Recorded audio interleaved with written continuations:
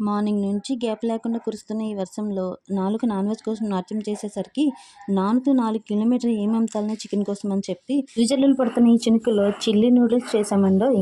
ఇదిగో పాప, చినుగడితే చికెన్ షాప్కి వెళ్ళిపోతావు కదా, ఈరోజు నూడిల్స్ మీద పడ్డావేంటి? వర్షంలో చికెన్ షాప్ అంకుల్ చెడ్డీ ఆరలేదని చికెన్ షాప్ చలివిచ్చాడులే. పోనీ చికెన్ లేకపోతే మటన్ తెచ్చుకోవచ్చు కదా. మటన్ షాప్ మస్తానానికి మోషన్స్ పట్టుకున్నాయని షాప్ తీయడం మానేశాడు. మరి చేప? చినుకుల్లో తడిస్తే చేపకు చలిజ్వరం వస్తుందని తెచ్చుకోలేదు. ఆఖరికి గుడ్ల మీద పడ్డావన్నమాట. అరే, ముందు రోజు నూడిల్స్ షాప్కి వెళ్ళి డబుల్ ఎగ్ గుడ్లు నూడిల్స్ చెప్తే ఆ దారాల్లో గుడ్లు ఎక్కడున్నాయని ఎత్తుకోవాల్సి వచ్చింది. మరుసటి రోజు ఇంట్లో మేకను చేయమని చెప్తే మేక 4 గుడ్లు వేసింది.